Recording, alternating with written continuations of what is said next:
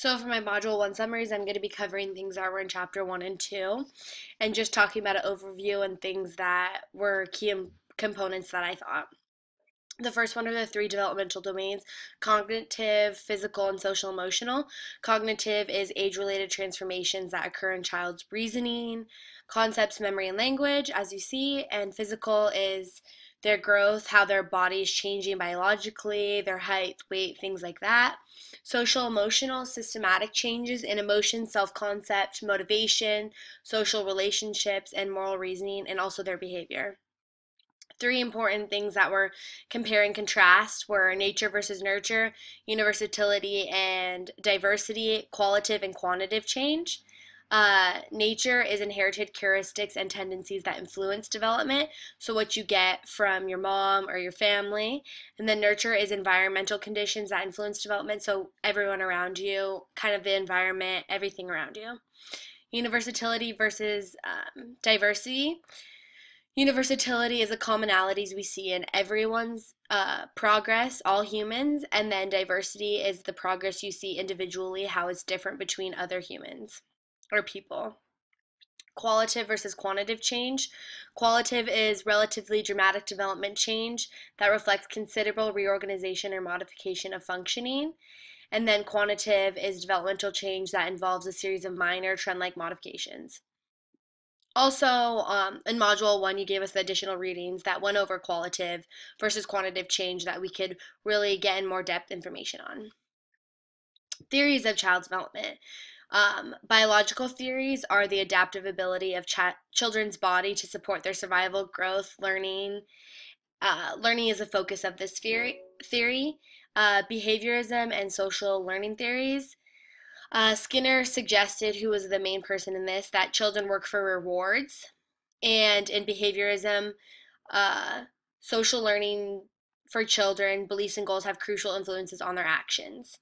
Psychodynamic theory focuses on the interaction between certain internal conflicts and the environment. Cognitive developmental theories emphasize thinking processes and how they change qualitatively over time. Cognitive process theories focus on basic thinking processes.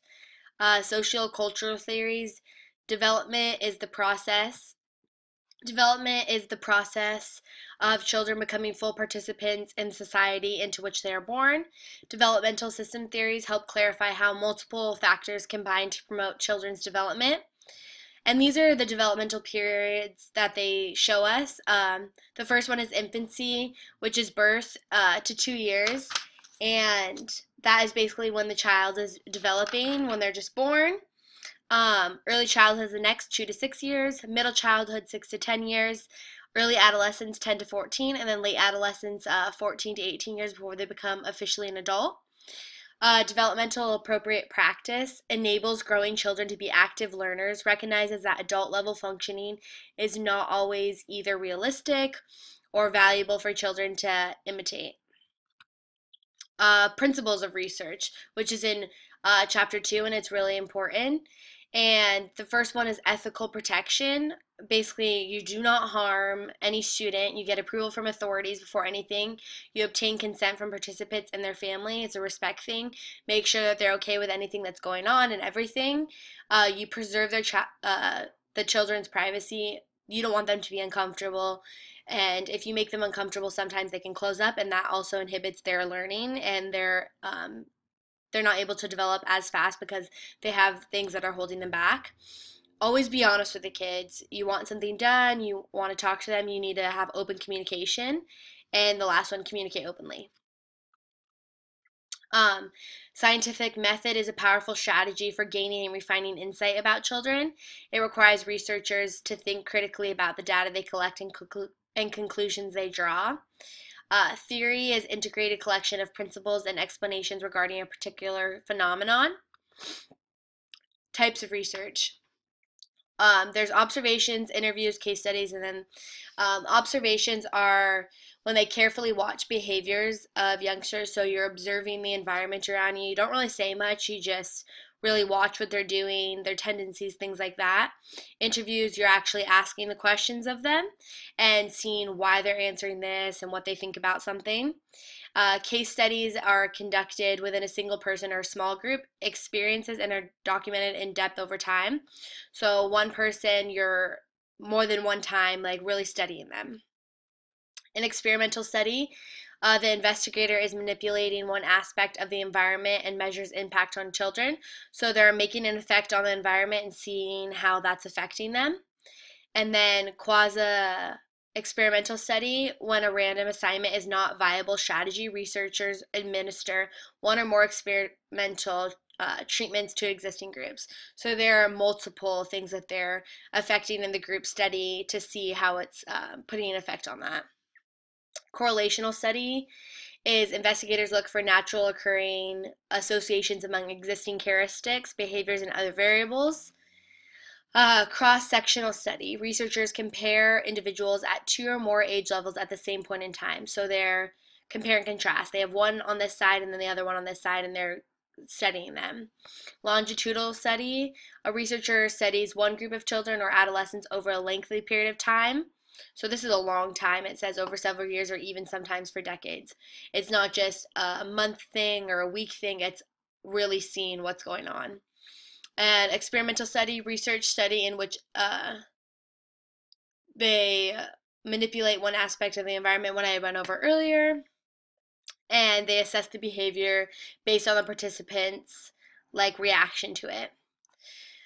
Family, culture, and community. Family is something that consists of two or more people who live together that are related by such enduring factors such as birth, marriage, adoption, or long-term mutual commitment. Individualistic cultures encourage independence, self-assertion, competition, and expression of personal needs. Collectivist cultures, people should be obedient to and dependent on authority figures, honorable and cooperative, and invested in accomplishments of groups rather than a personal achievement. Family structures. These are the makeups of the family. You have a bunch of different. There's mothers and fathers, divorcing parents, single parents, parents and step-parents, extended family, adopted parents, foster care, other heads of family. Some family processes. These are the parenting styles. There's self-regulation, the ability to direct and control personal actions and emotions.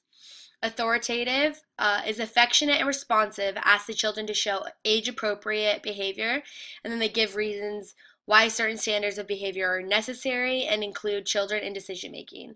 Authoritarian is parents exert strong control and demand immediate compliance while offering little affection. Few reasons for requests and hardly any chance for negotiation. So they know what they want, and if you don't do it correct, then that's not going to work for them. You really need to be in submissive a lifestyle when you have an authoritarian parent. Children in diverse groups. Acculturation is the process of taking on the customs and values of a new culture.